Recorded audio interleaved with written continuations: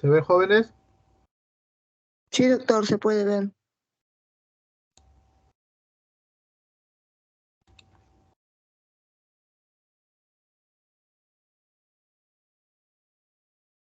Muy bien. Muy buenas tardes, señores alumnos de la Facultad de Medicina. Hipólito Unanue. El día de hoy vamos a dar inicio a la actividad teórica correspondiente a lo que es el tema de síndrome Gel clave azul. Lo que es el síndrome Gel, saben que el síndrome es un conjunto de signos y síntomas que nos puede orientar una enfermedad. Y el acrónimo de Gel se debe a la H de hemólisis, a la E de elevate, L de liver, ¿no? Elevación de las enzimas hepáticas, la L de low y la P de platelet, que significa plaquetopenia o bajo de plaquetas. Y la clave azul es una entidad donde siempre se usa cuando una paciente tiene su preeclampsia severa, cuando la presión es 160 a 100, todo 10, o tiene una eclampsia cuando se presenta convulsiones, y lógico, después al final va a terminar probablemente en un síndrome Gel. Para eso se usa la clave azul. Hay tres claves. Clave roja para lo que es hemorragia, por eso que como hemorragia es rojo, le han puesto clave roja. Clave azul, lo que es la presión, manejo de vasos, los vasos, arteria es roja y la vena es azul, pues le pusieron clave azul. Y la clave amarilla, que es cuando hay shock séptico o infecciones. La pus que color es amarillo, pues se le ponen clave amarilla. ¿No? Entonces, como una introducción, podemos decir que este término de Gel fue descrita inicialmente en el año de 1954 por Pritchard. ¿Qué cosa hizo Pritchard? Que él agarró y descubrió, ¿no?, lo que era la asociación que había entre una preeclampsia, ¿no?, con la elevación de las enzimas hepáticas. Y al juntarse estos dos, ¿qué pasaba? Que producía pues la alteración de la coagulación.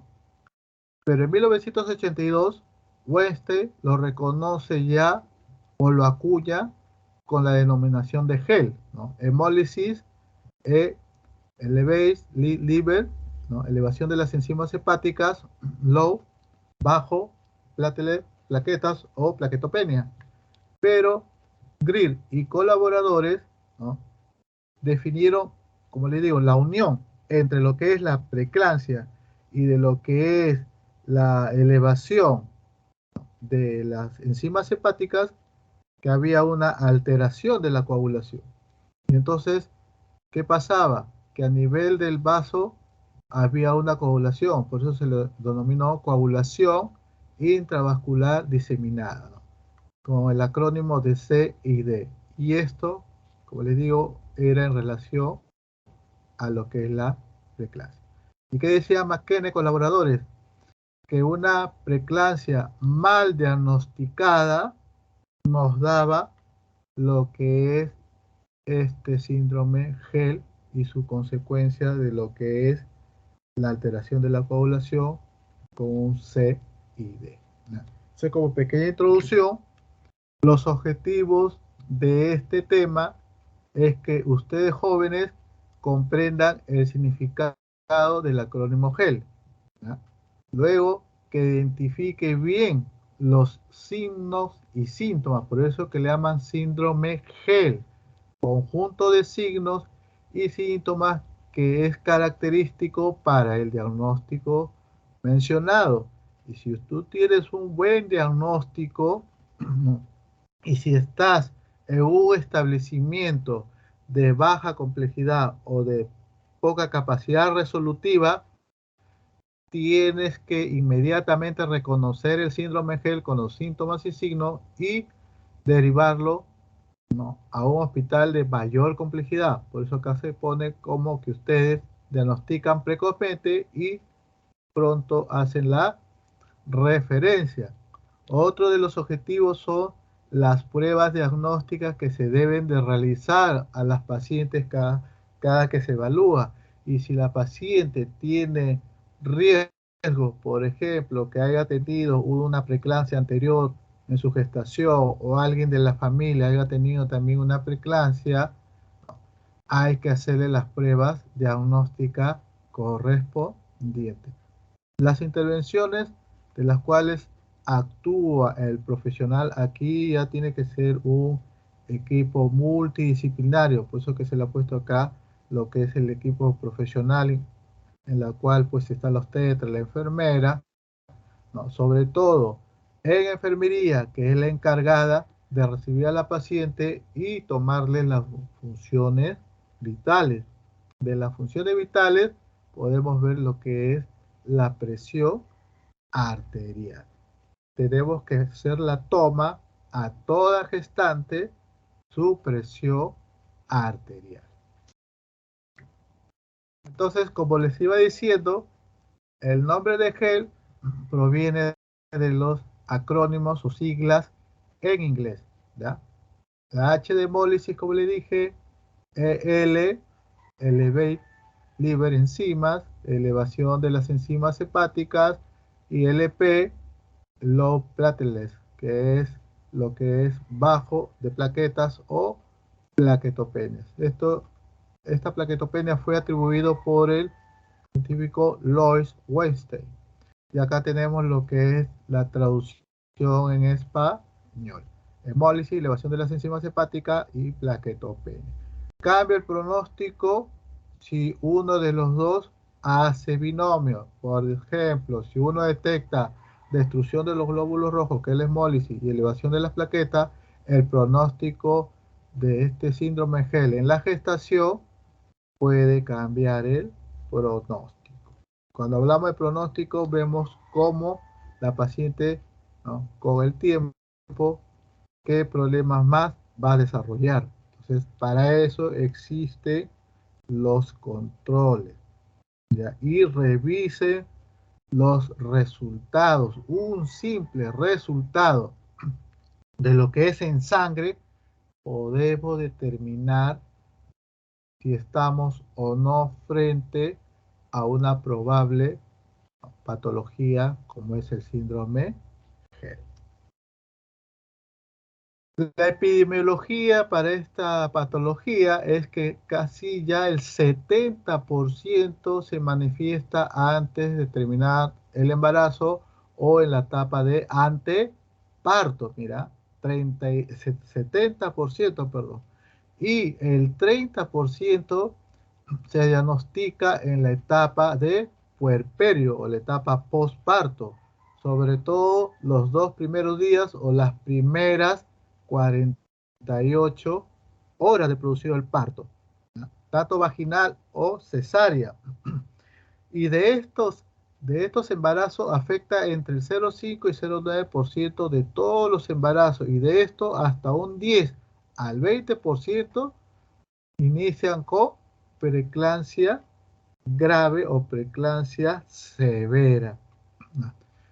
Entonces, siempre teniendo en cuenta medir las funciones vitales como es la presión arterial.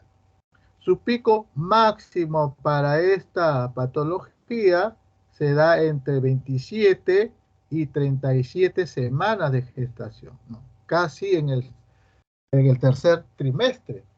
Recuerden que son 40 semanas divididas entre 3, 13 semanas por cada trimestre. Entonces se presenta en el tercer trimestre, 27 a 37 semanas. La mortalidad materna oscila entre el 1 al 24%. Y lo que es la mortalidad fetal oscila entre 7 a 34%. Para ambos casos, la mortalidad, ¿no?, oscila pues entre 1 a 34%.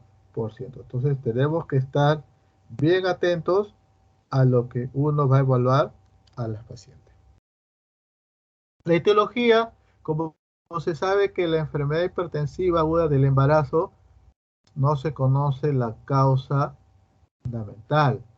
Hay teorías que sugieren la posible causa de una enfermedad hipertensiva. Una de ellas es la reducción de la oxigenación placentaria.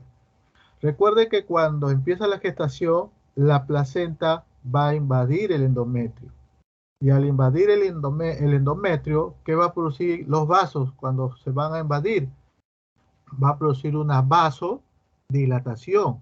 ¿Para qué? Para que haya una buena perfusión sanguínea y una buena perfusión de oxígeno.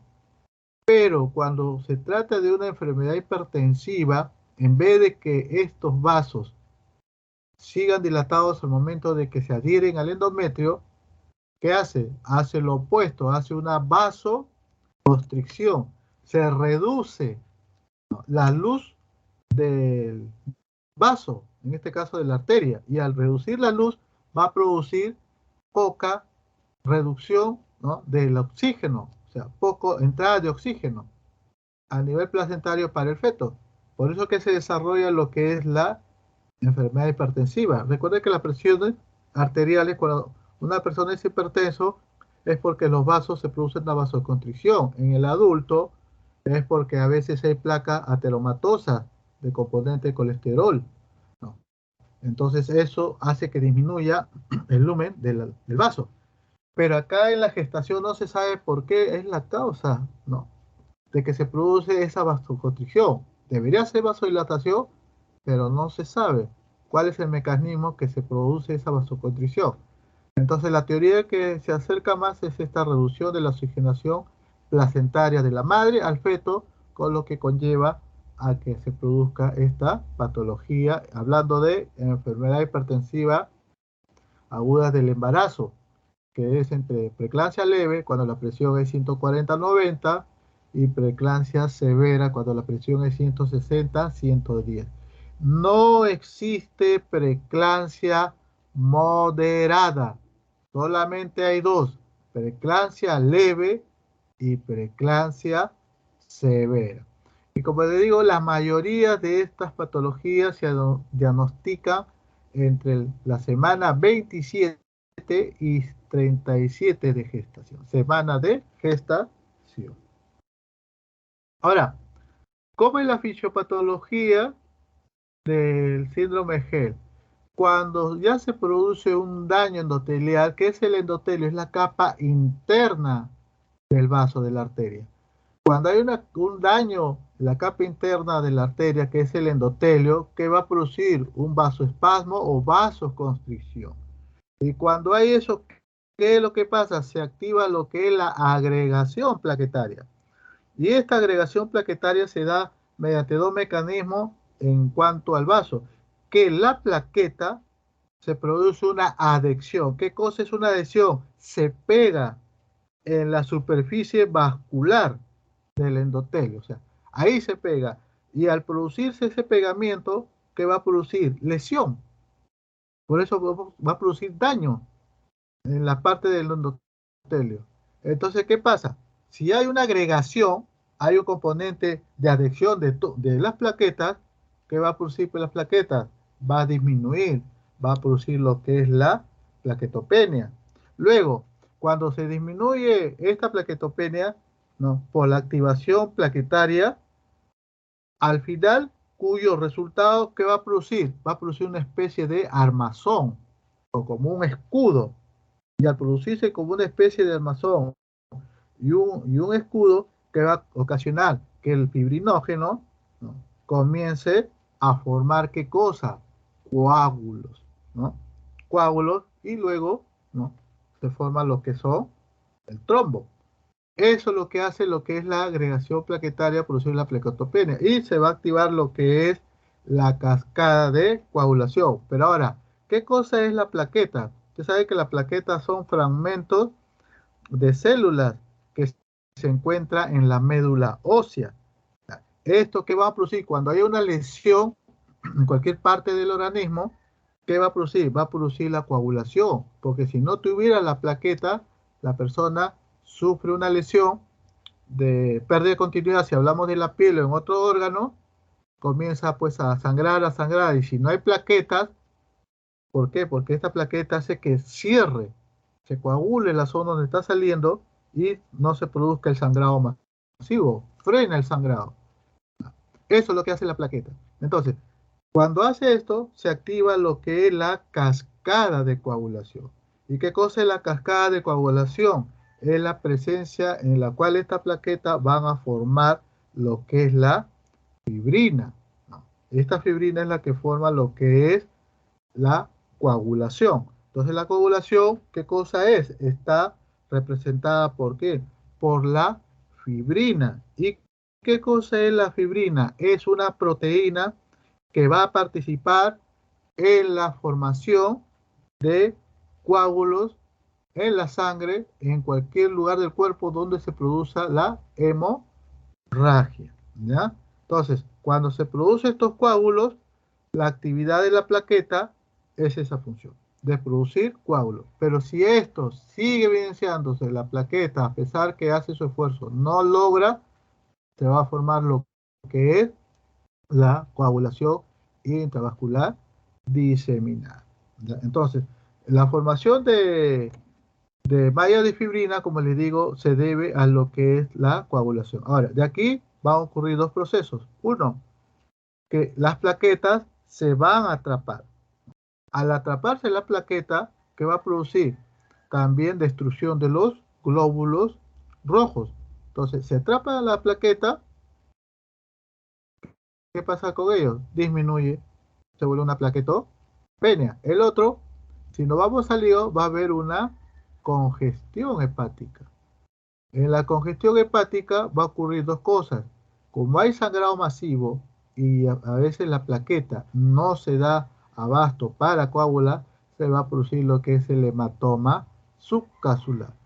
O sea, debajo de la cápsula de Grissom, donde envuelve el hígado, debajo de esa cápsula se va a producir lo que es la hematoma, ¿no? Subcapsular. Y ahora, ¿qué pasa con las enzimas? La es ACT. ¿Qué cosa es la ACT? La aspartato aminotransferasa. ¿Qué cosa es eso? Es una enzima que se encuentra en el hígado y también en el cuerpo. ¿Ya? En el cuerpo, en la parte muscular, ahí se presenta lo que es el ACT, la aspartato aminotransferasa. La otra enzima que también está en el hígado es la ALT, que es la alanina aminotransferasa, que es otra enzima que también se van a encontrar en el hígado. Entonces, al producir el hematoma subcapsular y la elevación de las enzimas hepáticas que va a producir este hematoma, la ruptura de la cápsula y por ende también del hígado. Acá, al producirse la destrucción de los eritrocitos, que va a producir que la hemoglobina que se encuentra en el plasma, que está libre, ¿no? Se libera a nivel del sistema urinario, produciendo la hemoglobinuria. Esta hemoglobinuria que va a producir, ¿no? Una insuficiencia renal aguda, la famosa acrónimo de IRA. Que en los glóbulos rojos, si hay destrucción, ¿qué va a producir? Se va a fragmentar, se va a partir en fragmentos o en pedacitos. Y al producirse en fragmentos o pedacitos, se está produciendo lo que es la hemólisis. Y cuando hay hemólisis, ¿qué va a producir con la bilirrubina? Va a haber un aumento. Entonces va a haber una hiperbilirrubinemia. ¿Y qué cosa es la DHL? Es la lactato deshidrogenasa, que es un tipo de proteína conocida como una enzima. Y este es importante, ¿para qué? Para producir energía en el cuerpo. Entonces, todo esto es el mecanismo fisiopatológico de lo que es el síndrome GERD. ¿Cuáles son las sintomatologías? Acá tenemos dolor en la región del epigastrio y o hipocondrio derecho. Casi el 90% te produce lo que es dolor en el epigastrio. ¿Por qué? Porque se está desarrollando lo que es el hematoma subcapsular, ¿no? Aumento de las enzimas hepáticas, la ST y la LT, lo que es el aspartato aminotransferasa y la alanina aminotransferasa. Entonces, por consiguiente, va a haber una ruptura. Pero cuando se inicia esos dos tipos de procedimientos, ocasiona dolor en el epigastrio. Recuerde, anatómicamente, el hígado, ¿dónde se encuentra? En el hipocondrio derecho, que ahí va a predominar más el lóbulo derecho, y a nivel del epigastrio, donde parte del lóbulo izquierdo va a llegar en el epigastrio. Por eso hay dolor en estas dos regiones. Cuando el hígado está afectado, ¿no? Va a producir pues náuseas y vómitos. ¿Por qué? Porque el hígado no tiene la capacidad de eliminar las toxinas. Y al eliminar las toxinas va a producir pues la alteración del estado general, ¿no? El segundo, las náuseas y vómitos en un 45-86% y el estado general está en un 90%. Los signos funcionales de la presión arterial se vuelven hipertenso. Va a haber una hipertensión arterial casi del 50%. ¿No? Ahora, la tensión arterial diastólica, ¿no? Que es lo que a veces aumenta y lo que más nos interesa, se eleva ya a 110. Ya prácticamente la paciente ya entró de una preeclampsia leve a severa, porque la presión silenciosamente va aumentando. Si ustedes tienen una gestante que tiene 130, 90, ¿no? Hay que esperar unos 15 minutos. ¿Para qué? Para volverla a tomar, porque a veces la paciente viene molesta, viene fastidiada, a veces viene de casa peleando con la pareja, o a veces en el mismo establecimiento pelea con un personal técnico o alguien. Entonces la paciente se ofusca, se molesta, como las gestantes están bien sensibles, se le sube pues la presión. Entonces parece que hay que decirle que se calme, que esté tranquila, que respire hondo, en 15 minutos se vuelve a tomar. Si en 15 minutos siempre esta presión sigue igual o va aumentando en 140, 90, este paciente fácil va a llegar a preeclampsia severa. Inmediatamente tenemos que estar alerta para que no llegue a ese extremo. ¿Ya? Luego, ¿qué va a producir? Va a producir un edema, primero a nivel de miembros inferiores.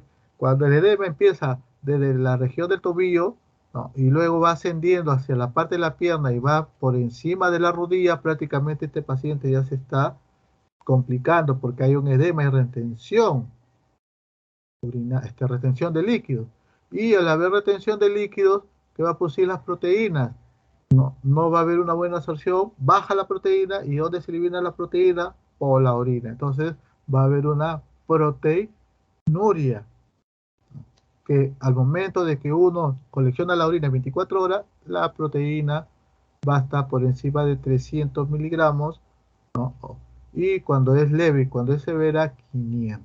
¿Ya? Estos son las sintomatologías que ustedes deben de tenerlo en cuenta para un posible diagnóstico de GEL.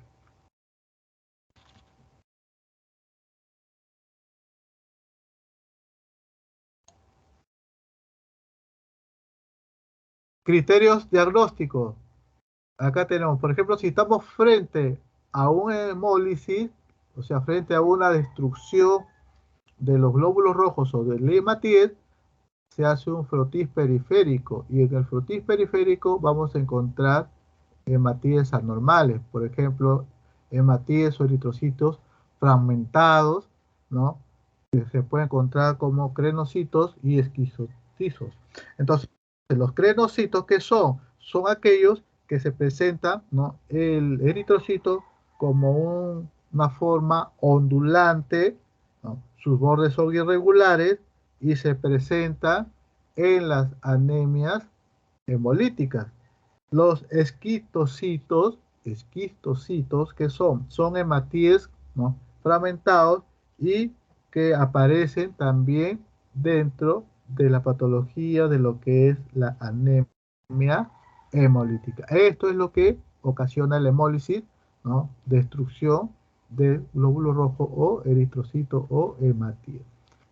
La LDH, la lactato deshidrogenasa, va aumentando por encima de 600 unidades por litro y la bilirrubina va aumentando mayor de 1.2 miligramos por decilitro. ¿Y qué pasa a nivel del hígado? Las enzimas hepáticas se van elevando, sobre todo la ACT, el aspartato aminotransferasa, que está por encima de 70. Lo normal de las enzimas hepáticas es entre 30 a 40 unidades. Y esta patología prácticamente se eleva casi al 100%. Y lógico, la lactato deshidrogenasa también es parte de la función hepática y también está elevado a 600.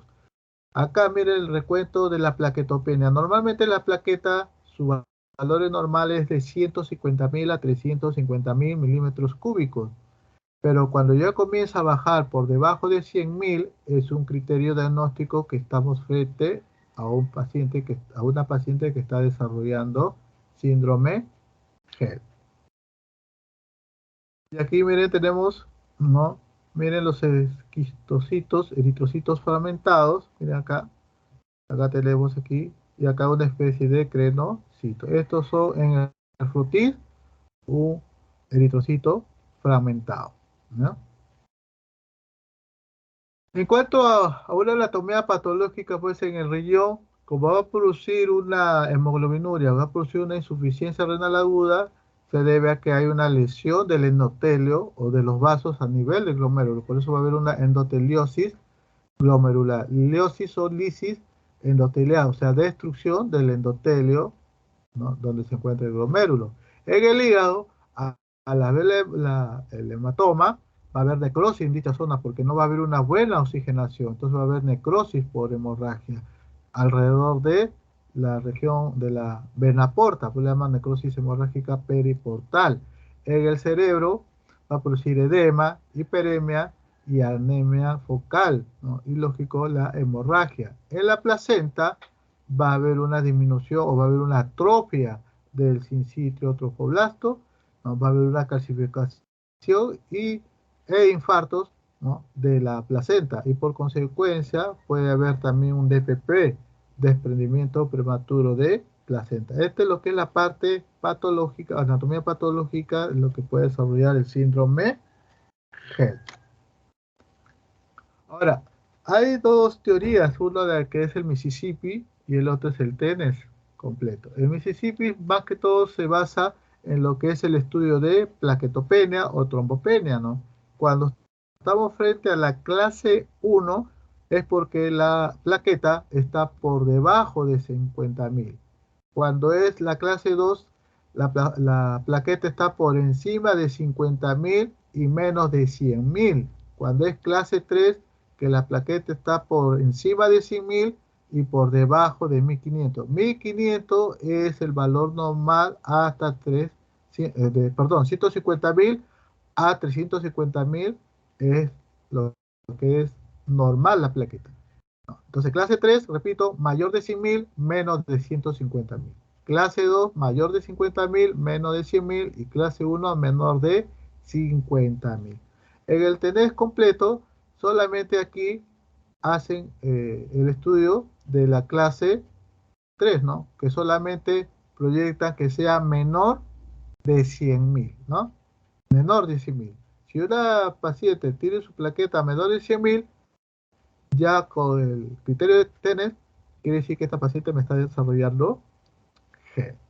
Ahora, en cuanto a este Mississippi también, si hablamos de lo que es la hemólisis más la disfunción hepática, aquí vemos, miren, como ya les dije anteriormente, la LDH, la lactato deshidrogenasa, está por encima de 100 unidades internacionales por litro, y la aminotransferasa con la alaninoaminotransferasa está por encima de 70 unidades internacionales por litro. Entonces, si hay un ténesis, y por decir un ejemplo, ¿no?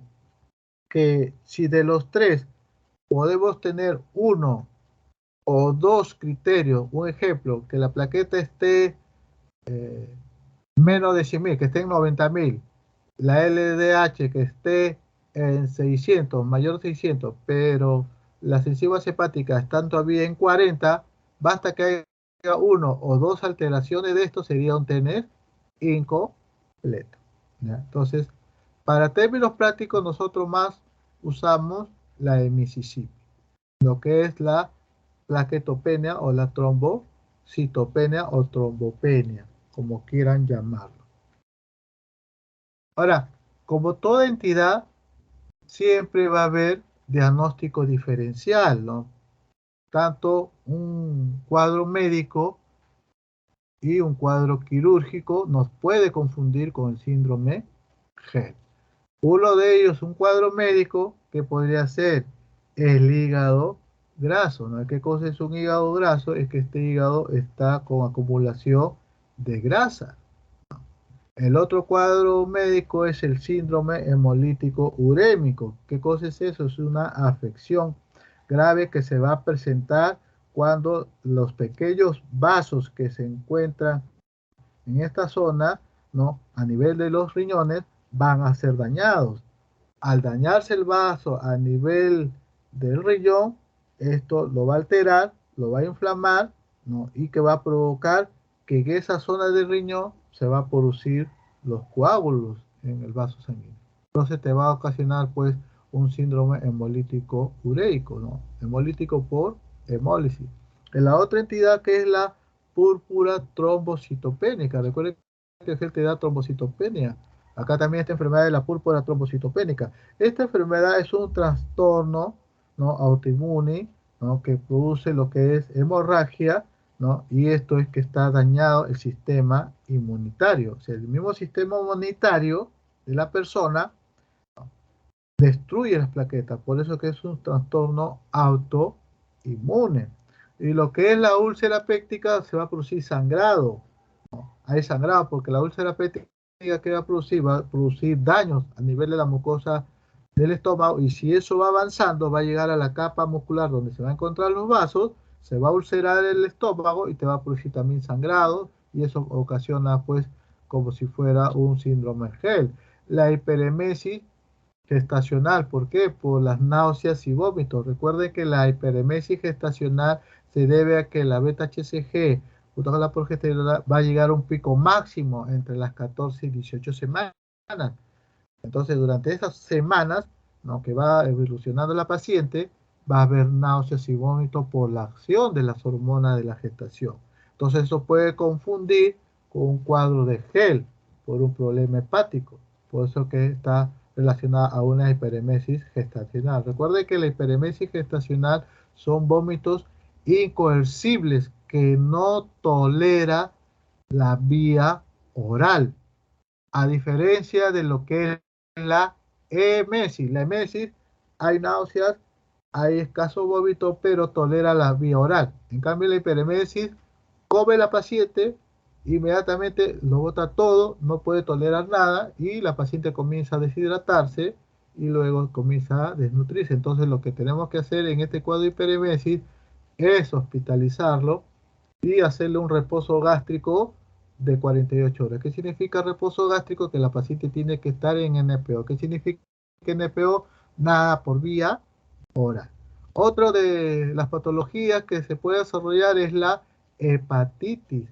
Recuerde que la hepatitis viral, no, tanto la A y la B y la C, no, la A es la contaminación fecal oral, la B y la C por transmisión sanguínea, por relaciones sexuales.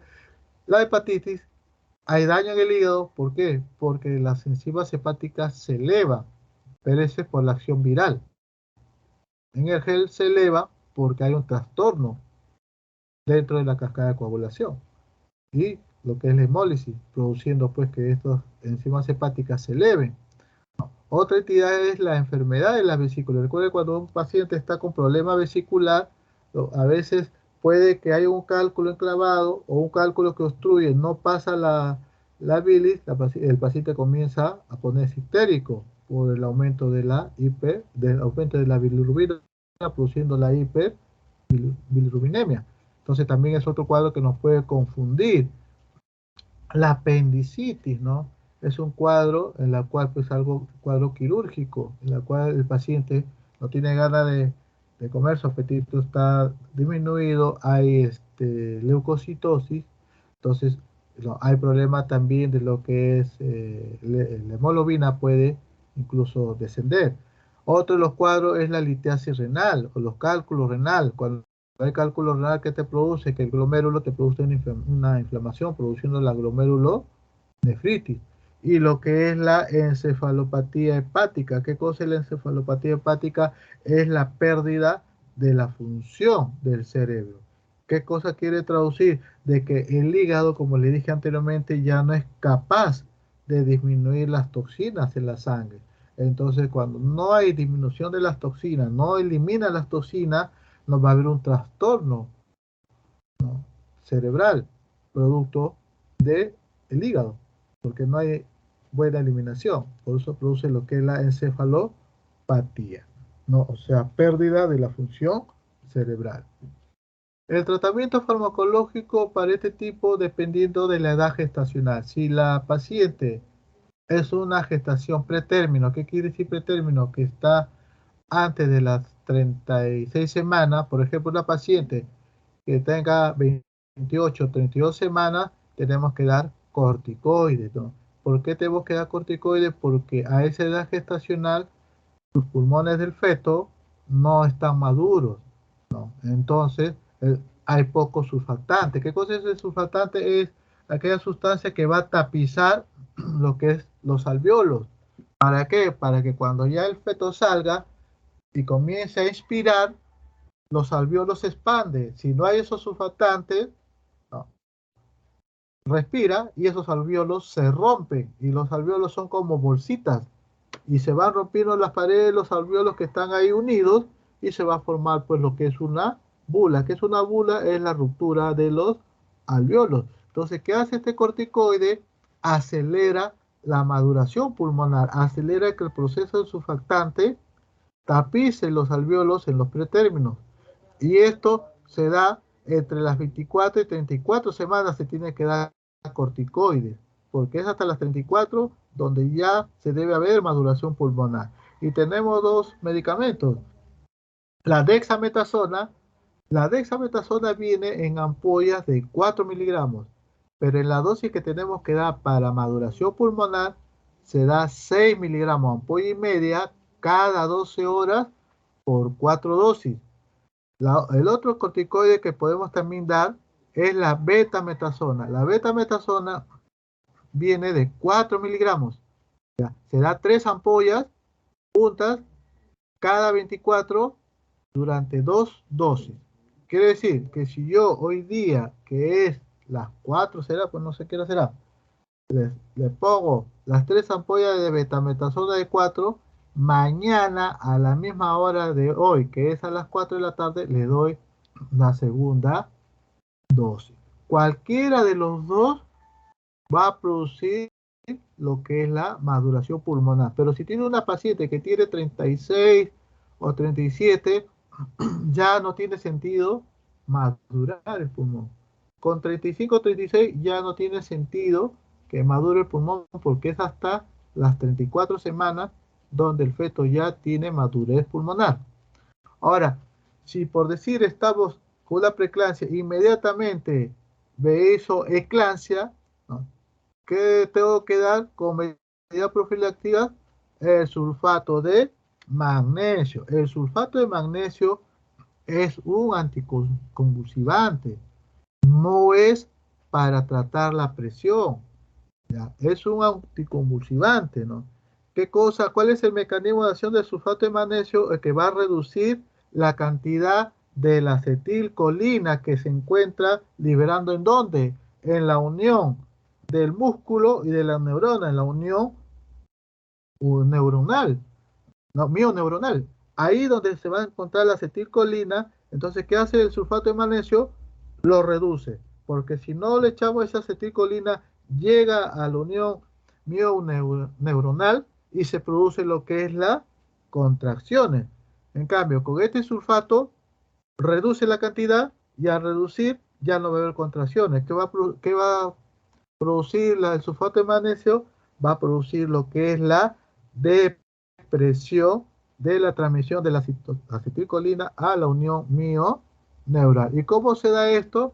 Se da en bolo intravenoso o endovenoso de 4 a 6 gramos seguido de una intravenoso constante de 1 miligramo por hora, ¿no? Ahora, si tenemos una paciente postparto, ¿no?, que a las 48 horas o 2 días, ¿no?, viene con problemas, yo tengo que hacer el registro continuo de la tensión arterial y al fetito, al bebé, le tengo que hacer un monitoreo. Y después, ¿qué cosa tengo que hacer? un BH. ¿Qué cosa es un BH? Esta es una biometría hemática, o que lo llamamos nosotros un hemograma, ¿no? Hemograma o biometría hemática son sinónimos. ¿Y qué tengo que pedir ahí? La composición, pues, del hemograma, lo que es, pues, hemoglobina, leucocitos, ¿no? Plaquetas, todo eso tengo que pedir, ¿no? Después, ¿qué pido? Si estoy frente a un gel, hay trastorno de la coagulación, entonces tengo que pedir un perfil de coagulación, ¿no? Un perfil de coagulación, y tengo que pedir un perfil hepático, ¿no? Un perfil hepático. Y luego de ahí voy monitoreando a la puérpera junto con el bebé, ¿no? Haciéndole, según los resultados previos de la biometría hemática, ¿no? Tengo que hacerle estos análisis en forma serial. Serial quiere decir cada 24 horas, hasta que las posibles anomalías ya se restablezca y no haya algo anormal, ¿no? Ahora, del síndrome de Gel, la diferencia entre síndrome de Gel con el hígado graso, que es muy frecuente en la gestación, lo he separado así, ¿no? Gel temprano, hígado graso gestacional temprano; gel tardío, hígado graso, hígado agudo graso del embarazo tardío. ¿Cuál es la diferencia? Como le dije en las plaquetas, ¿no? Acá entran las tres clases, ¿no? La clase 1 de 50.000, menos de 50.000 y mayor de 100.000, la otra de mayor de 100.000 y menos de 150.000. Acá entran las clases de lo que es Mississippi, de 50 a 150.000.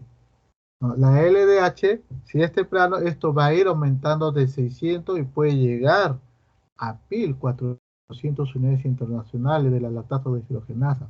Las bilirrubinas, ¿no? La indirecta se va aumentando. Esta bilirrubina indirecta es la que te va a producir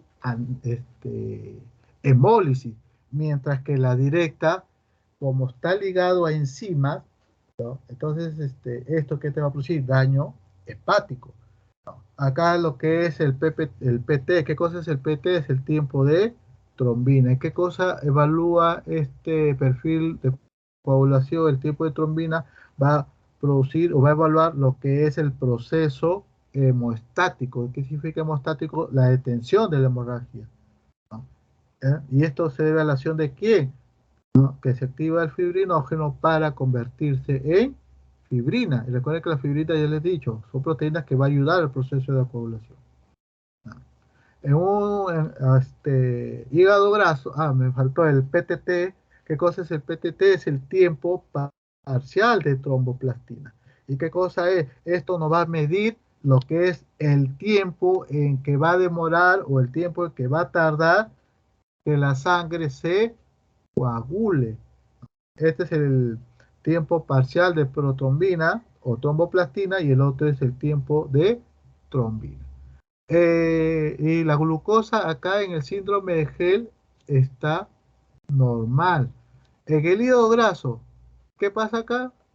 El tiempo de trombina y el tiempo parcial de tromboplastina, estos ya están recontras alterados, están prolongados.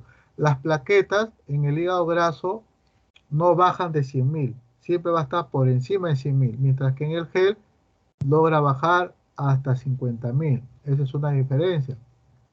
Como estamos a nivel del hígado, ¿no? Acá es lo que se va a activar la bilirrubina directa. Como les digo, ¿por qué? Porque eso no se libera.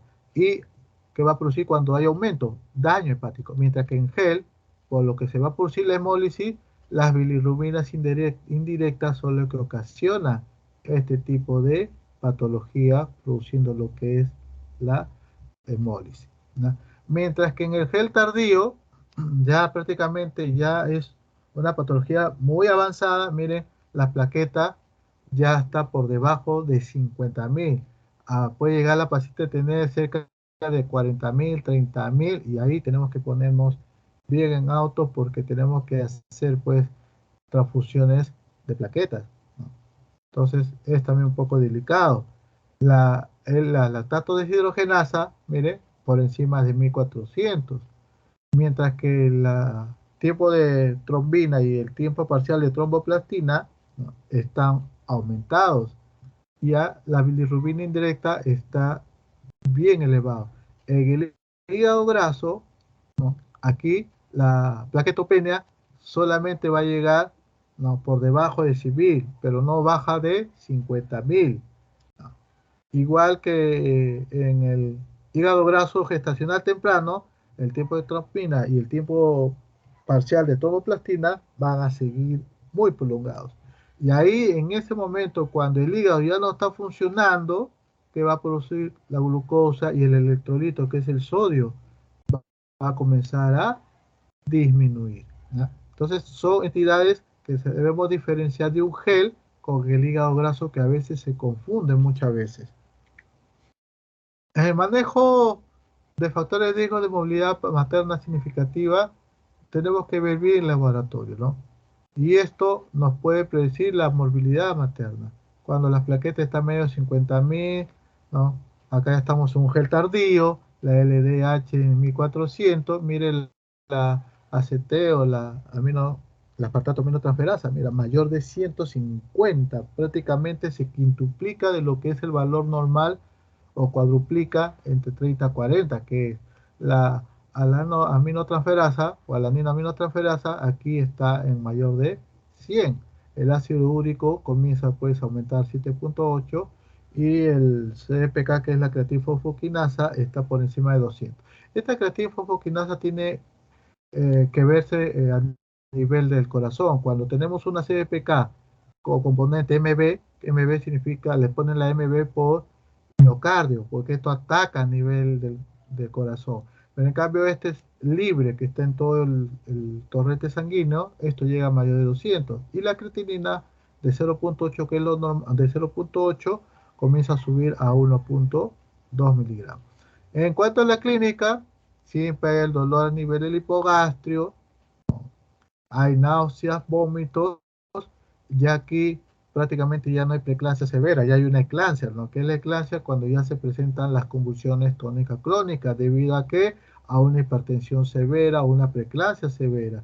Y cuando hay eso, ¿qué va a producir la placenta? Como le dije, el desprendimiento prematuro de placenta normo inserta, el acrónimo de DPPNI, ¿no? Desprendimiento prematuro de placenta normo insert. Esto es lo que uno evalúa tanto laboratorio como cuadro clínico sobre los factores de riesgo de la morbilidad materna, que es bien significativa. Y bueno, aquí vamos a ver lo que es los controles de la presión, ¿no? Que tenemos acá lo que es la hidralacina, ¿no? La hidralacina pues es un medicamento vasodilatador. Esto se da en 5 a 10 miligramos cada 20 a 40 minutos, con un máximo de dosis de 30 a 40 miligramos. Si esto persiste, se puede aumentar entre 20 a 40, no exceder la dosis terapéutica. Y eso lo podemos dar, ¿no?, en una destroza al 5%, en medio frasco. El frasco viene de 1 litro, 500 mililitros, y se da a razón de 3 a 10 miligramos por hora. Tenemos el abetalol. ¿Qué cosa es el abetalol? También el abetalol es un vasodilatador, ¿no?, que va a producir su efecto más rápido, y a diferencia de los otros antihipertensivos, es menos taquicárdico. ¿Cómo se debe dar? Se da 10 miligramos intravenoso en bolo cada 10 minutos hasta alcanzar, ¿qué cosa? La presión satisfactoria, ¿no? Y eso se da en una dosis máxima de 300 miligramos. Se puede administrar como en la anterior infusión intravenosa de 1 a 2 miligramos por minuto, disminuyendo luego a 0.5. ¿Para qué? Para evitar el efecto taquicárdico. Y la mejor manera de tomar la presión, jóvenes, si ustedes logran ver aquí, miren, este es el tensiómetro de mercurio. Siempre se toma en el lado derecho. ¿Por qué no en el lado izquierdo? Recuerde que el lado izquierdo está al lado del corazón y hay mayor presión, ¿ya? En el lado derecho, del pliegue del codo, 2 centímetros o 3 dedos, ¿no?, por encima del pliegue del codo.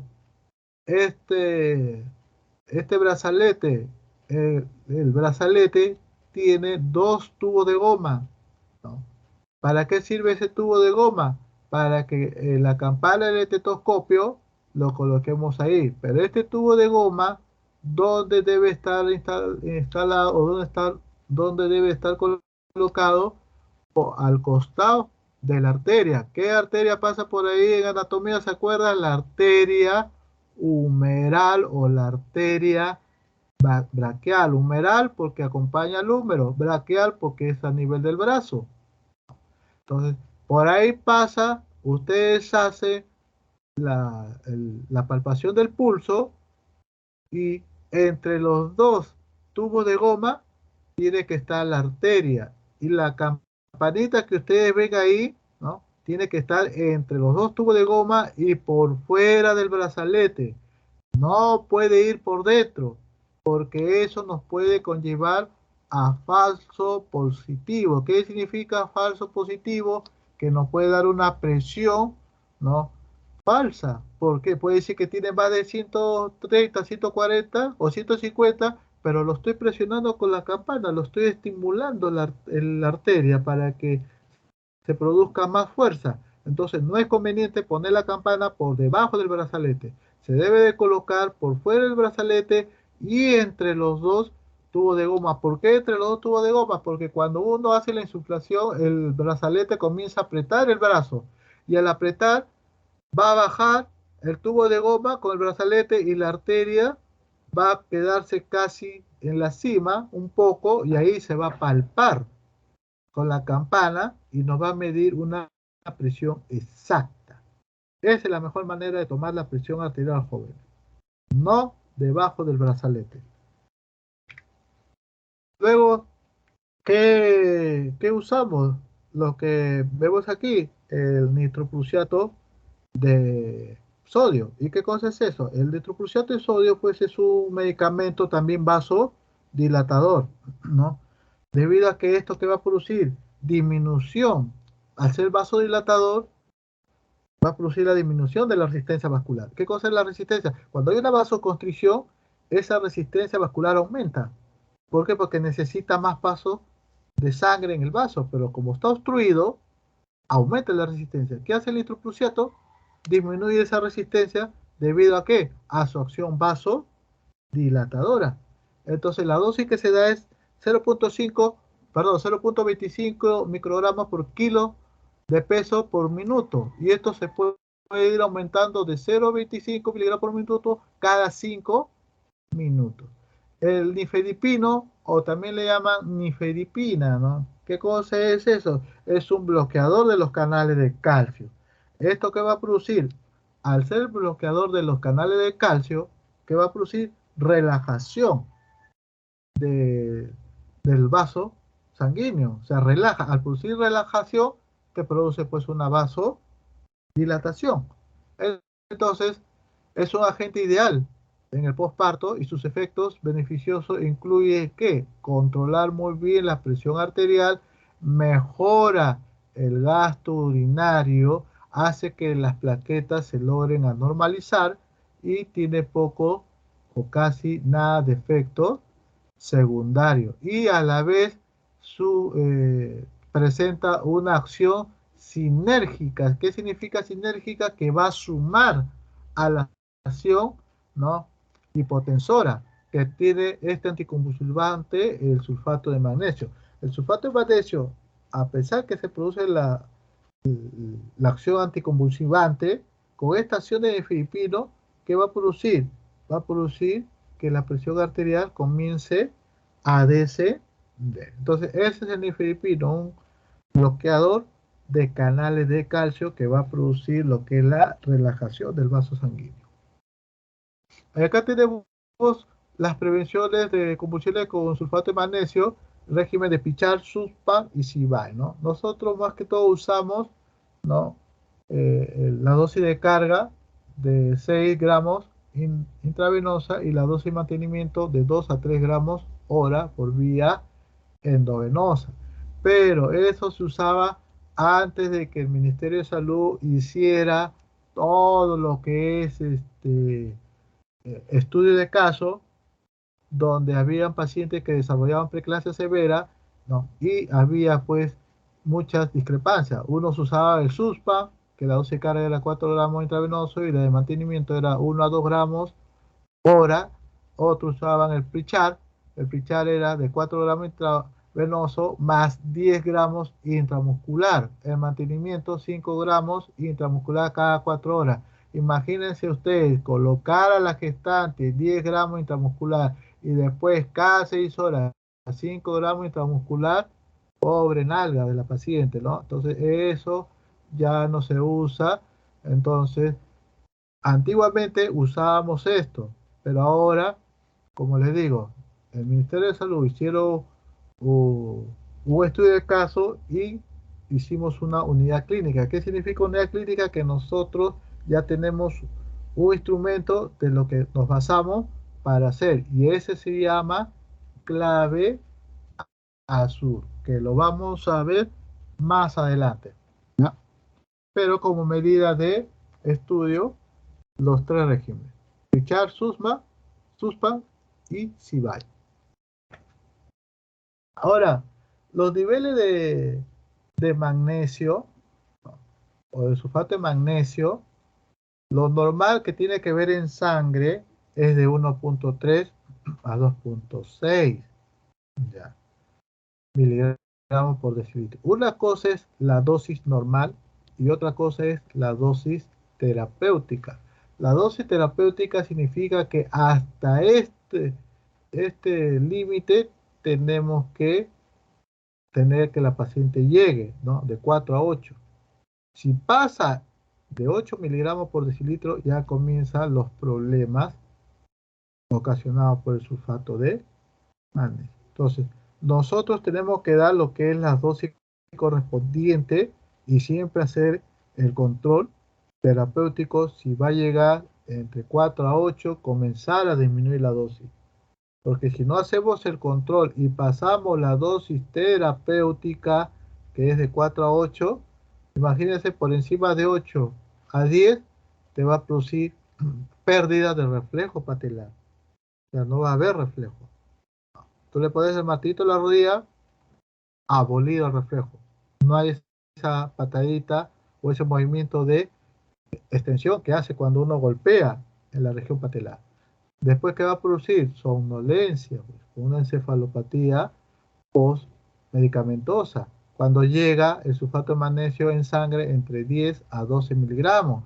Si esto sigue avanzando, se va a producir una depresión respiratoria cuando llegue de 12 a 17 miligramos.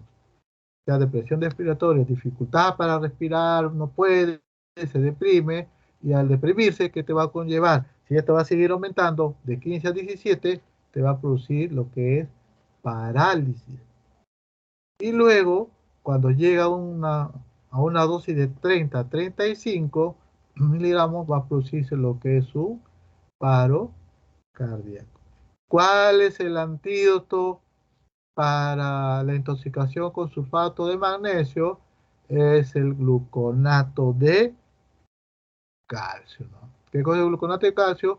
Es un medicamento a base de calcio que te va a producir, pues, en el organismo, liberación de estos síntomas, y se da a 1 gramo endovenoso en 3 minutos. Quiere decir que en 3 minutos se debe de colocar 1 gramo endovenoso de gluconato de calcio, y todos estos efectos adversos que se ha pasado por encima de la dosis terapéutica vuelve a la normalidad. Manejos para este síndrome de Gel: tenemos lo que es manejos de líquidos y electrolitos, ¿no? Soluciones recomendadas: tenemos la solución de dextrosa al 5%, solución fisiológica normal, lo que es el cloruro de sodio, el lactato de Ringer, y eso se da a una velocidad de 100 mililitros hora, ¿no?, a un máximo de 150 mililitros hora. Y comenzar a medir el gasto urinario, ¿no?, que normalmente es de 30 a 40, que puede llegar, pero debemos de dar a 20 mililitros hora. Se puede administrar líquido si es que, por decir, si hay lesión renal, esto puede debido a un aumento de líquido. Entonces tenemos que bajar la dosis. No, a exceso de líquido, ¿qué te va a producir? Te va a producir lo que es ascitis, que es la acumulación del líquido. Entonces, ¿qué hacemos en este caso? Hacemos una PVC. ¿Qué cosa es la PVC? La presión venosa central. Esta presión venosa central debemos de mantenerla entre 8 a 12 milímetros de mercurio. Entonces, ¿qué colocamos aquí? Lo que es el catéter de Schuangar. ¿Qué cosa es el catéter de Schuangar? Es un catéter que le llaman cateterismo cardíaco. Eso se coloca ¿para qué? Para medir el volumen minuto de quién, del corazón. A esto se le llama cateterismo cardíaco. Y luego, ¿dónde se coloca? A nivel, pues, de la región del pulmón, donde está la parte de la cuña, casi a la altura de la parte pectoral, se puede colocar el catéter de Schuangar. Ahora, lo que podemos hacer en este caso es tratar de dar terapia, ¿no?, hemolítica. Por ejemplo, la hemoterapia. Si la plaqueta está por encima de 50.000, ¿no?, por debajo de 50.000, ¿no?, es debido a que hay una hemorragia espontánea. Entonces debemos de transfundir plaquetas. Si estamos en una cesárea que tiene menor de 50.000 y un parto normal 20.000, ¿por qué? Porque al menos el parto normal, la disminución es un poco menos que la de acá. ¿Por qué? Porque acá estamos entrando en un acto operatorio. Entonces, cuando la paciente está sangrando, el objetivo de lograr es que este recuento plaquetario de lo que está en 50.000, pues trate, ¿no?, de sobrepasar. ¿Y qué hacemos? Transfundimos 10 unidades de plaquetas para que este 50.000 no aumente. Se tiene que transfundir 10 unidades de plaquetas. Y el tiempo de supervivencia de las plaquetas transfundidas a un receptor del que se pone no está muy inmunizado. Entonces, cuando tenemos esto, tenemos que hacer lo que es la transfusión de plaquetas. El uso de la desametasona en pacientes se dice que hay un ligero disminución, ¿no?, de la plaqueta en 100.000, ¿no? Y cuando se aumenta la transfusión de plaqueta, eso tiende a normalizar. Con el efecto de la betametasona también es poco menos, pero se ha tomado en cuenta que la desametasona te produce este tipo de inconvenientes. El plasmaférice. ¿Qué cosa es el plasmaférice? Es un procedimiento, ¿no?, que eso se va a usar en una máquina donde se va a separar el plasma. ¿Qué cosa es el plasma? Usted sabe que el plasma es la parte líquida. ¿La parte líquida de quién? De la sangre, ¿no? Entonces, al separar eso, se va a mezclar con otras células, ¿no?, sanguíneas que van a reemplazar el plasma. Y a eso se le devuelve a la paciente. O sea, es una autotransfusión de plasma. Entonces, hacemos un plasmaférice en pacientes que dentro de las 72 o 96 horas postparto no se recupera su plaqueta, siguen en 50.000, entonces hacemos la plasmaférice. Y colocamos también la inmunoglobulina intravenosa, ¿no?, que tenga altamente concentración de hematite. Y si el hematocrito está por encima de 30, entonces nosotros estamos tranquilos. Y aquí está todo lo que es los componentes de la sangre. Como ustedes pueden ver aquí, tienen pues glóbulos rojos centrifugados, ¿no? La sangre en este caso es poco o escasos glóbulos blancos. Las plaquetas también tienen concentración, el plasma fresco congelado también y los crioprecipitados. Entonces, esto es lo que contiene lo que es el componente de la sangre. Ahora, atención del parto, en el trabajo de parto y durante el parto, ¿no? Lo ideal es parto vaginal, pero si vemos que la paciente ya se está poniendo de una manera ya encontró el aire, entonces tenemos que hacer lo que es una cesárea, ¿ya? En anestesia epidural, pacientes sin secuela hemorrágica y neurológica y que tenga las plaquetas en 100.000, podemos colocar pues la anestesia epidural, ¿ya? Y si no tiene 100.000 y tiene cerca de 80 o 50.000, acá no sería anestesia epidural, tendríamos que sedarla a la paciente colocando anestesia general y tenemos 3 minutos de sacar al bebé en la cesárea. porque si nos demoramos, como está con anestesia general, el bebito sale pues deprimido, porque la anestesia deprime a la gestante. Y eso se da pues en clase 1 y 2 cuando la plaqueta, pues, como les digo, está por debajo de 100.000 y por encima de 50.000. O sea, se da en clase 1 y 2 de Mississippi. ¿Ya? Estos son los dos criterios cuando uno hace cesárea y se tiene que conversar con el anestesiólogo. Ahora, si esta paciente al final eh, pierde la conciencia y va a UCI, ya eso es manejado por los médicos de UCI, ¿no? Ellos mayormente tienen que pedir eh, plaquetas seriadas, que esto vaya aumentando, ¿no? Aumentando la plaqueta. Lo que está disminuyendo con las transfusiones de plaqueta vaya aumentando. Y también tiene que, a la vez, la hidrogenasa tiene que ir bajando de los valores de 1400 a 1000 o por debajo de 600. Su diuresis tiene que ser mayor de 100 mililitros por hora. Y lo que nos interesa bastante, aparte de esos dos también, la hipertensión, ¿no? Tiene que estar controlada. Y cuando haya mejoría clínica de esta paciente, ya su plaqueta ya está por encima de 100, la tasa de hidrogenasa está por debajo de 600 y su diuresis está mayor de 100, esta paciente tiene una mejoría clínica, entonces la paciente ya sale de UCI para dirigirse a la sala de hospitalización, ¿no? Pero debemos de evitar que la paciente vaya a UCI. Por eso son los controles, por eso uno tiene que saber reconocer los signos y síntomas, ¿no?, de esta enfermedad. Y también no confundirse con las entidades ya mencionadas, con el hígado graso, la púrpura trombocitopénica, el síndrome hemolítico urémico, lo que es apendicitis, úlcera péptica, úlcera gástrica, todo eso tenemos que hacer el diagnóstico diferencial. La mortalidad materna cuando estamos frente a un síndrome GEL, ¿qué se da?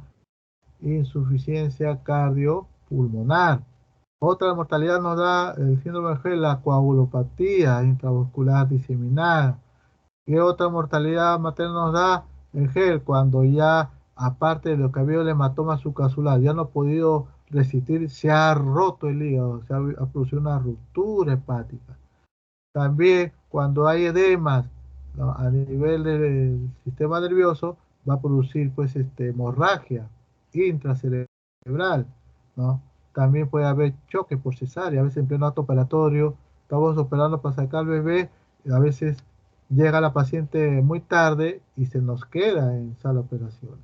Y eso hay que evitar, ¿no? Y sobre todo hay que dar que los órganos que están comprometidos, tratar de salvarlos. Si hay una ira, hay que distribuir líquidos. Si por decir hay aumento de lo que es la hemólisis, transfundir paquete globular. Si hay disminución de la plaqueta, hay que transfundir plaqueta.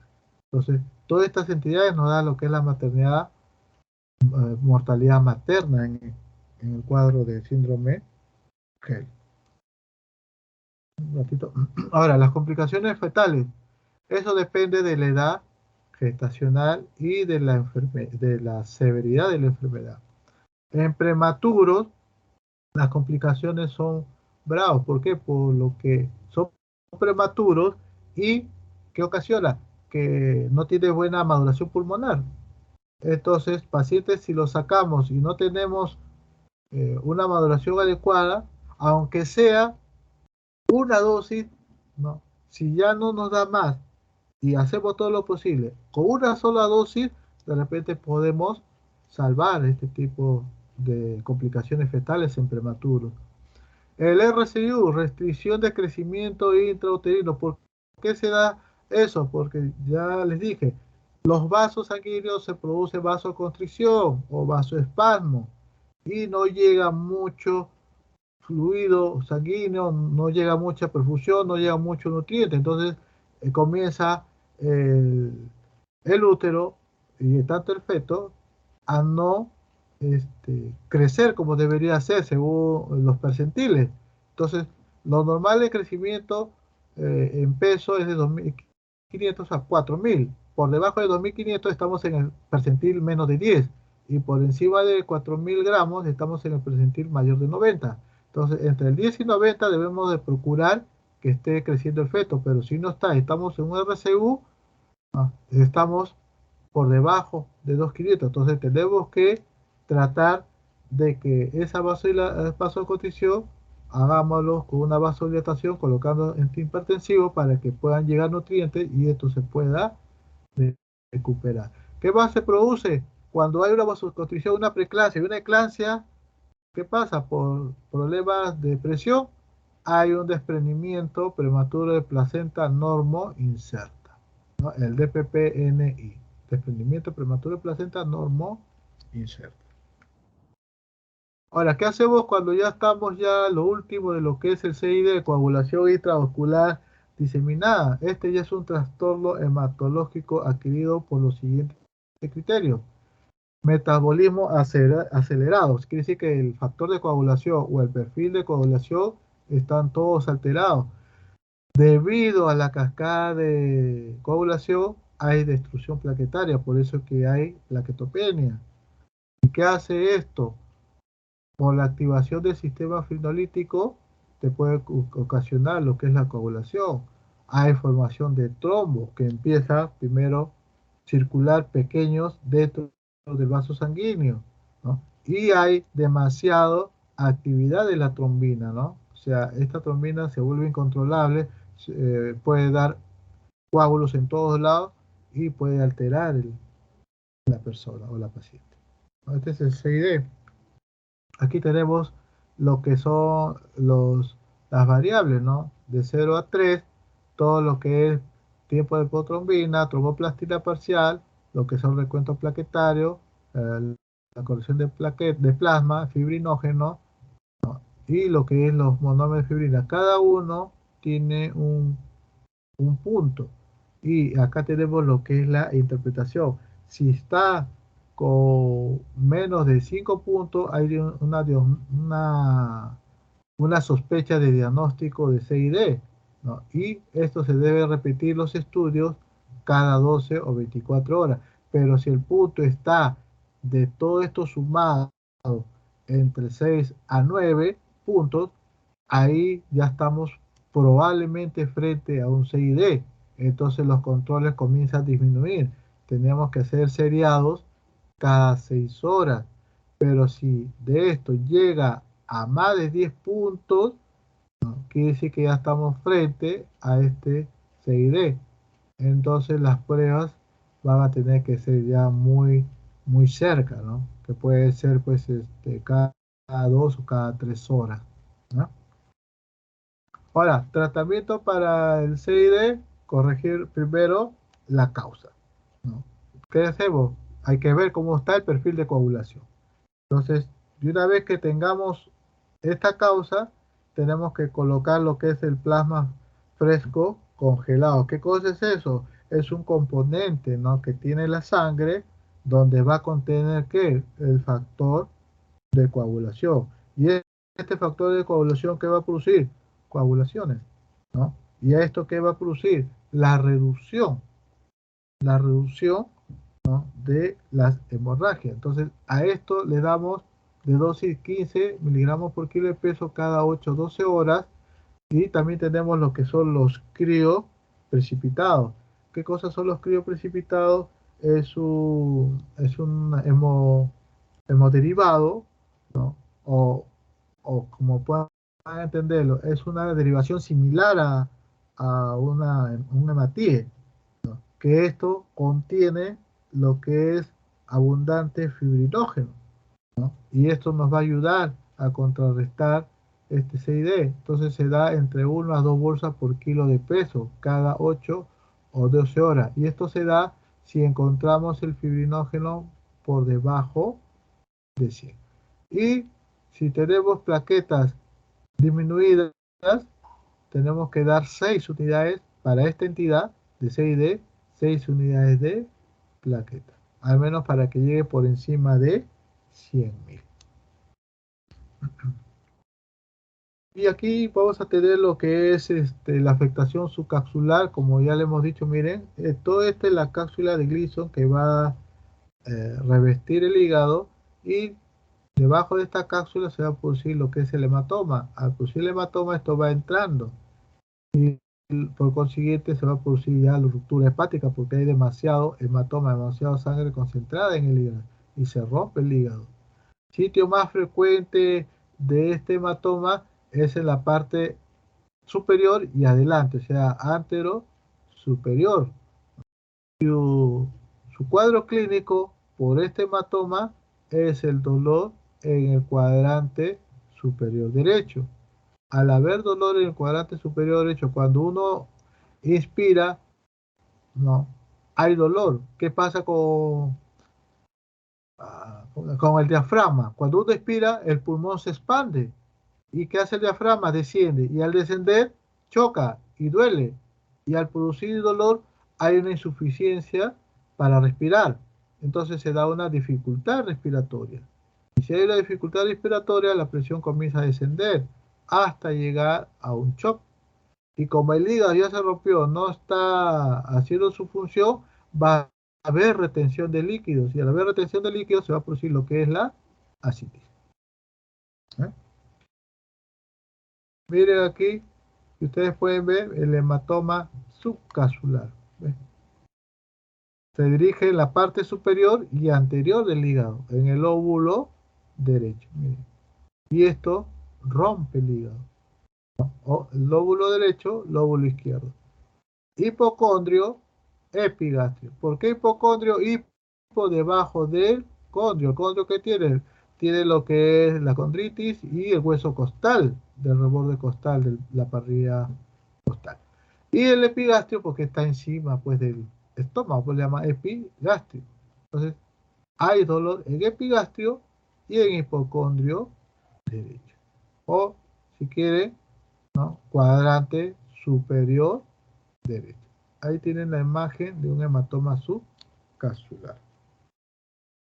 Pronóstico, generalmente bueno, con el tratamiento adecuado, la mortalidad materna llega solamente al 1%, siempre y cuando tengamos un diagnóstico precoz y tratamiento adecuado.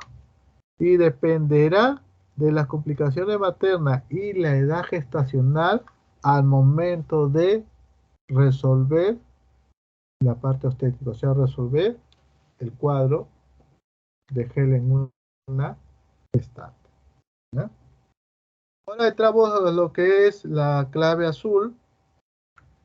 ¿Qué cosa es la clave azul? Como definición, es un protocolo priorizado de manejo inmediato de la hipertensión del embarazo, que puede aplicarse desde el primer nivel de atención. Esto, como les dije, se reunieron hace muchos años en el Ministerio de Salud para sacar ya un protocolo estandarizado del manejo y no estar ahí si usamos Pichar, si usamos Sulfan o si usamos Ibai. Entonces se estandarizó esto para el manejo del primer nivel de atención. ¿Y quiénes son los establecimientos del primer nivel de atención? Son las postas médicas o los centros de salud y los centros de salud materno-infantil. ¿Por qué? Porque ahí no hay sala de operaciones, por eso que es de baja complejidad o poca capacidad resolutiva. Entonces, los que trabajan ahí tienen la necesidad de recurrir a, a evaluar a la paciente y hacer el diagnóstico adecuado y dar su pronta referencia para resolver. Si tú estás en un establecimiento de alta complejidad o de mayor capacidad resolutiva, tú mismo lo resuelves, pues. Lógico que vas, para evitar la eclampsia, le vas aperturando la clave azul si es que llega a la paciente de 160 a 110 en dos tomas separadas de 15 a 20 minutos. Se activa la clave azul, ¿no? Que ahorita la vamos a explicar, que se va a colocar los medicamentos y ahí es donde se va a hacer. Ahora, mire acá, le traje esta imagen para que ustedes vean, mire, así no se debe tomar la presión. En el lado izquierdo y por debajo del brazalete. ¿Se dan cuenta?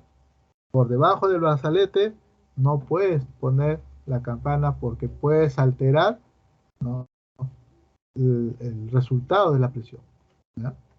Esto no hay que hacerlo por fuera y en el brazo derecho. Entonces, como medida de cultura general, es una hipertensión inducida al embarazo, el acrónimo de HIE. Esta aparición de la hipertensión se da por encima de 20 semanas de gestación, se puede presentar durante el parto o hasta los 72 horas posparto o puerperio, y se asocia a lo que es la proteinuria, o sea, pérdida de proteína en orina. La preeclampsia leve, las características: presión arterial por encima de 140/90, pero que no llega a 160/110. La presión arterial sistólica, si tú tienes una sistólica, por decir, de 100/70 y después lo tomas y tienes 130, a pesar que no llega a 140, pero ya tienes por encima igual de 30 milímetros de mercurio. O si la diastólica tiene 70 y después tiene 85 o tiene 90, ya estás por encima de 15 milímetros de mercurio en relación a la presión arterial basal. Entonces, es otro criterio de diagnóstico de preeclampsia leve. La proteinuria en preeclampsia leve es mayor de 3 gramos y menor de 5 gramos en 24 horas. O el test de ASA, que es el test de ácido sulfosalicílico, donde se va a poner la tira en una orina y te va a producir 1 o 2 o 3 cruces. Y luego el edema comienza a iniciarse, primero leve a nivel de los pies y a nivel de las piernas, llegando a la región de la rótula. Y la diuresis acá en preeclampsia leve es normal. Perdón, creo que me he pasado. Ya. En la preeclampsia severa, ¿no?, aquí ya hay dolor de cabeza, hay los escotomas o destello de luz, también se presenta zumbido de oído o tinnitus, y los reflejos aquí ya comienza a aumentarse. La presión arterial ya está acá por encima de 160/110. La presión arterial sistólica, a diferencia de la leve que está en 30, esto está por encima de 60, al doble.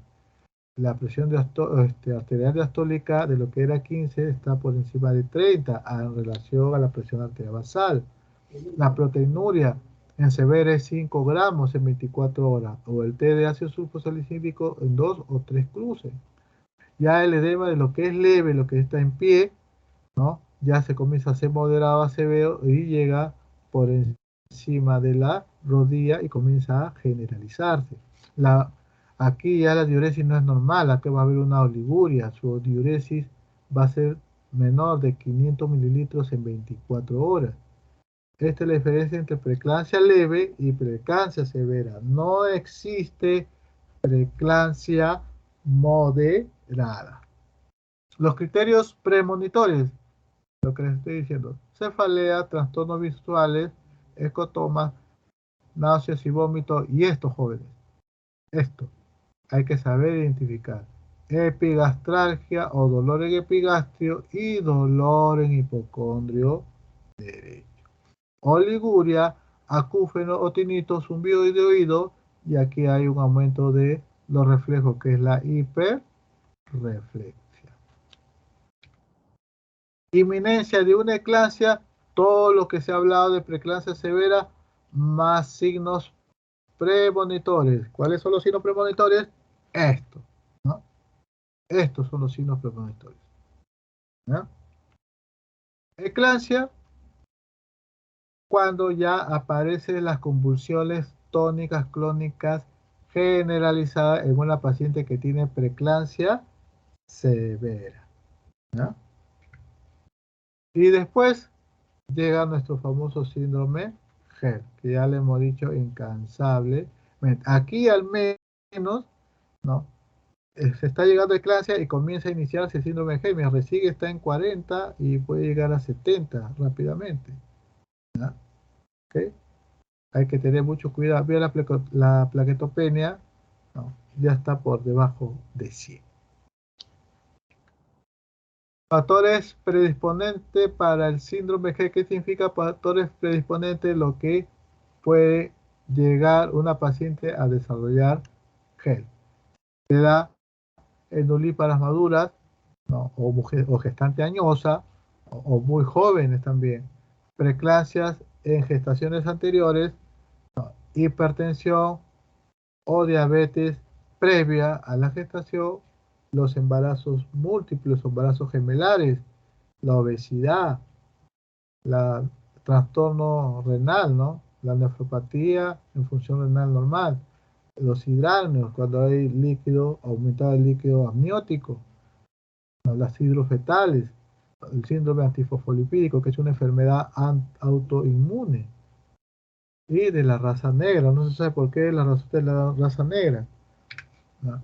Las complicaciones que te puede desarrollar el síndrome de Gerd: accidente cerebrovascular, el DPP que ya hemos hablado, la ira que ya hemos hablado por la salida de hemoglobinuria, ¿no? Y trastorno del glomérulo, edema agudo del pulmón, la insuficiencia cardíaca congestiva por el aumento de líquido en el corazón también, ruptura hepática, el retardo o restricción de crecimiento intrauterino, los fetos prematuros, y a veces hay casos que te puede desarrollar sufrimiento fetal agudo. ¿Qué cosa es sufrimiento fetal agudo? Cuando el feto durante la gestación comienza normales 120, 160, comienza a tener una taquicardia fetal entre 160, 170, 180, hasta que después cae, ¿no? Cae hasta llegar pues por debajo de 120, 110, 100, 90. Ya cuando está por debajo de 110 o 90, ya es un sufrimiento fetal agudo y por consecuencia puede ocurrir muerte fetal intrauterino o puede producir óbito fetal. Óbito fetal o muerte fetal intrauterina. Manejo de preeclampsia leve mayormente es ambulatorio, si es que realmente hemos encontrado una evidencia de uno, y tratar de decirle a la paciente que en su casa se vaya haciendo su manejo de presión alta, ¿ya? Y los controles en este caso va a tener que ser semanal. Reposo en decúbito lateral izquierdo, ¿por qué? Porque recuerda que en la parte derecha se encuentra un gran vaso que es la vena cava inferior. Si a la paciente le ponemos el decúbito lateral derecho, el útero que está dentro del feto va a comprimir la vena cava inferior, y al comprimir la vena cava inferior, ¿qué va a pasar? Pues va a producir retención de líquido, comienza a tener edema en miembros inferiores y nos puede ocasionar un falso positivo, ¿no? Entonces se recomienda el decúbito lateral izquierdo. Dieta rica en proteína y normal sodio, y si es posible bajo de sodio, o sea, dieta hiperproteica o normosódica o hiposódica. Suplementos de magnesio y la aspirina. ¿Qué cosa es la aspirina? Ácido acetil salicílico, ¿no? ¿Y cuál es el mecanismo de acción de eso? ¿No? Producir la antiagregación plaquetaria, o sea, de evitar los coágulos. Pero eso está ahorita en estudio y no se sabe si se puede colocar o no, pero les traigo para conocimiento. Y automonitoreo o autocontrol de movimientos fetales y control de la presión arterial cada 6 horas en casa. Si ve que le dice, si su presión sigue subiendo a 140, 190, 150, sí, inmediatamente va al establecimiento. Pero si no, si se mantiene 140, 90, 130, 80, 120 cada 6 horas durante el día, ahí le damos pues su metildopa, 1 gramo vía oral cada 12. Metildopa te viene de 250, ahora creo que ya está viniendo en 500. Se puede dar 1 gramo cada 12 horas. Y condicional nifedipino sublingual, 10 miligramos, si la presión oscila entre 160 a 110. Ese manejo ambulatorio de una preeclampsia leve. ¿Qué exámenes se puede pedir? Un examen de orina, ¿no? Para ver si hay pérdida de proteína, si hay albuminuria, ¿no? Con ácido sulfosalicílico, y lo que es el hemograma o biometría hemática, hemoglobina, tiempo de coagulación, tiempo de sangría, que es el perfil de coagulación, Recuento plaquetario, para ver cómo está la plaqueta, grupo sanguíneo, factor RH, urea, creatinina, ácido úrico y transaminasa, TGO o TGP. Cualquiera de estos. Ahora, en una preeclampsia severa, la cosa cambia. Reposo absoluto en decúbito lateral izquierdo, la paciente se mantiene nada por vía oral, controles de las funciones vitales estrictos, sobre todo la PA. Yo a veces recomiendo hacerlo en hoja aparte la PA, ¿no? Al menos cada 4 horas, porque ahí la historia me hace un cuadro de funciones vitales, no sé si lo han visto. Yo lo voy a estar viendo, no, prefiero que me lo ponga en una hoja aparte. Yo pongo eso, control de funciones vitales estricto, PA en hoja aparte. Monitoreo de movimiento fetal estricto, control de diuresis, se coloca pues sonda Foley número 14, ¿no? Con su bolsa colectora o bolsa reservorio, y se comienza a tomar muestras para ver si hay presencia de albúmina en orina. Y lo que es administración de oxígeno, 3 litros por minuto con cánula binasal. Los exámenes casi similar al anterior, con la única diferencia que se le agrega las proteínas totales y fraccionadas. Entonces, ¿cuál es el manejo de una preeclampsia severa? Colocar, jóvenes, 2 vías en ambos miembros superiores, derecho e izquierdo, con ABOK número 18. En un frasco colocas cloruro de sodio al 9 por mil, ¿no? O 0.9%, que esto viene el frasco en 1 litro o 1000 cc endovenoso, y vas a pasar pues a 40 gotas por minuto. En el otro frasco, ¿no?, que se encuentra en el otro miembro superior, igual, pero aquí le vas a añadir el sulfato de magnesio. ¿Te acuerdas que hablamos de 4 gramos y 6 gramos en CBI? Acá se ha estandarizado. Cada ampolla de sulfato de magnesio viene 10 gramos en 20%. Entonces, colocamos 5 ampollas en un frasco y luego pasamos a chorro 400 cc, cosa que en el frasco quedaría 600, y esos 600 lo pasas en 30 gotas por minuto. Si no se acuerda, apréndanse lo que es la mnemotecnia. Ya con ustedes se aprendió la mnemotecnia, ¿no? 5, 4, 3, ¿no? 5, 4, 3. 5 ampollas, 4, 400 a chorro, y 3, 30 gotas por minuto. Así ya lo tienen fresquito y colocan a la paciente en la vía 2. Sulfadipiros, 100 miligramos sublingual, condicional si la presión llega a 160 a 110. Si ha convulsionado, se coloca diazepam 10 miligramos endovenoso STAP, ¿no? Si ya presentó convulsión tónica crónica. Si no presenta, no colocar, no que en forma preventiva, para que no convulsione. Para eso está el sulfato de magnesio, pues. El sulfato de magnesio es un anticonvulsivante, ¿ya? Entonces, diazepam, a pesar de que en gestación se dice que no se coloca, pero si tengo convulsión tónica crónica, tengo que colocar y tengo que ver riesgo-beneficio. Y se coloca 10 miligramos, está. Y si estoy en un establecimiento de baja complejidad, lo refiero con sus 2 vías al establecimiento de mayor complejidad o de mayor capacidad resolutiva. Entonces, ese es el manejo que tienen con la gestante. Con un brazo, cloruro, pasas a 40 gotas normal, y en el otro lo colocas las 5 ampollas de sulfato de magnesio, pasas 400 chorros y 30 gotas por minuto. Manejo de la eclampsia. Si ya la paciente prácticamente ya me hizo convulsión de tónica crónica y a veces pierde conocimiento, ¿qué tengo que hacer? Asegurar la permeabilidad de la vía aérea. Entonces, ¿qué tengo que colocar? El tubo de mayo. ¿Para qué es el tubo de mayo? Para que la lengua no obstruya la vía aérea. Entonces, para eso se coloca el tubo de mayo. Y la vía endovenosa pues tiene que estar segura y, como siempre, referir al establecimiento de mayor complejidad. Si estoy en un establecimiento de alta complejidad o de mayor capacidad resolutiva, ya no lo voy a referir, pero ya yo termino la gestación inmediatamente por vía cesárea. Esta es la clave azul, ¿no?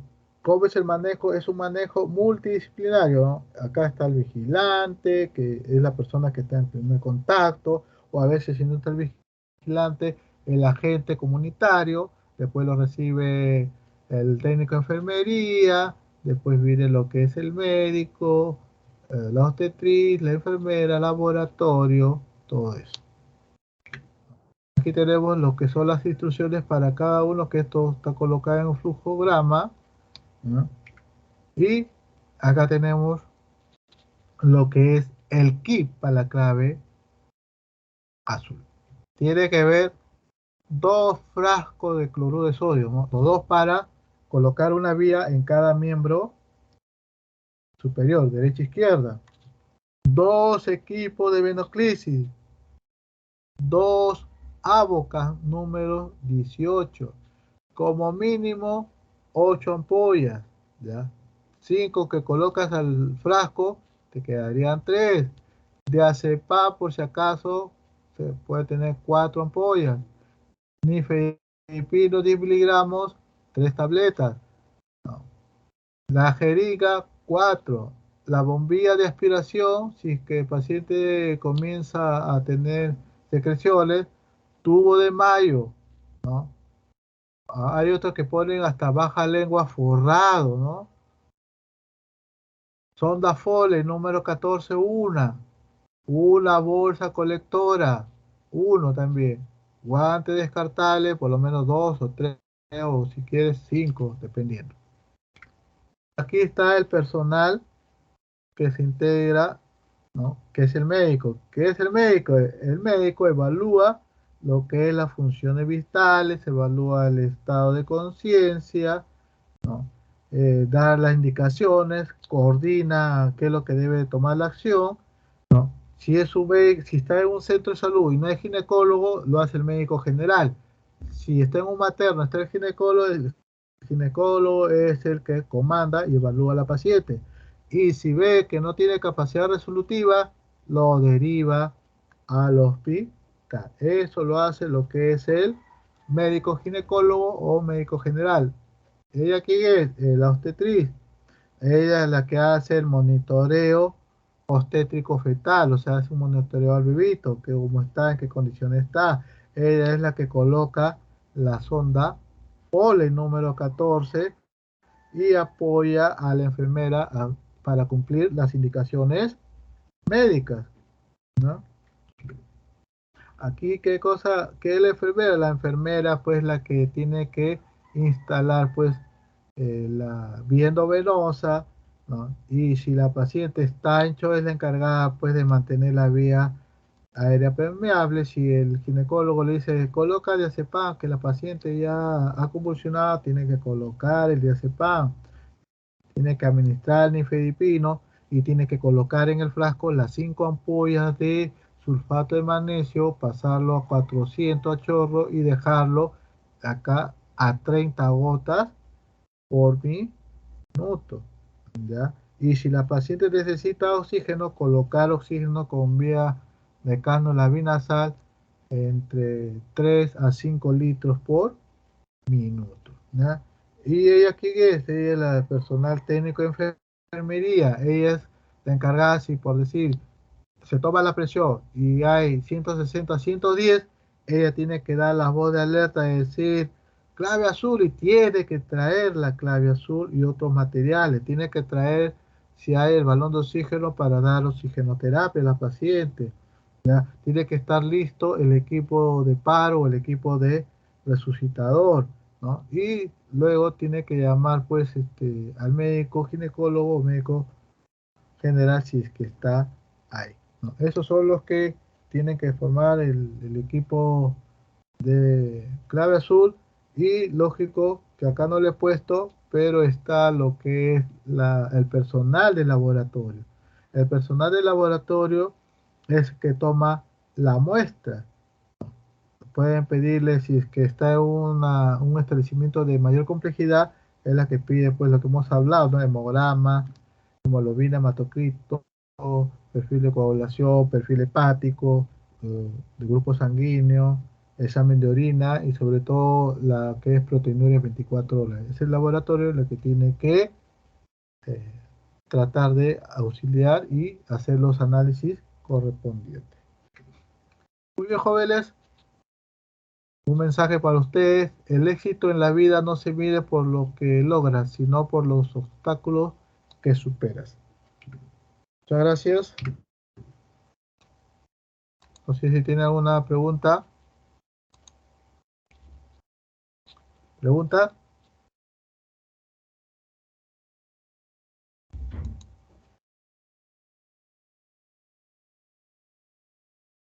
Creo que me quedé solo.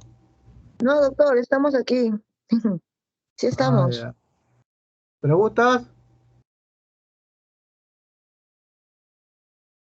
Al parecer no hay preguntas, doctor. Muchas ¿Todo gracias. claro entonces? ¿Todo claro o todo Movistar? Todo claro, doctor. Muy Opa, bien. Espero entonces. Qué bueno que hayan entendido. Me supongo, ¿no? Más claro no puede ser. Bueno, si no hay preguntas, se da por terminar la clase teórica correspondiente al día de hoy.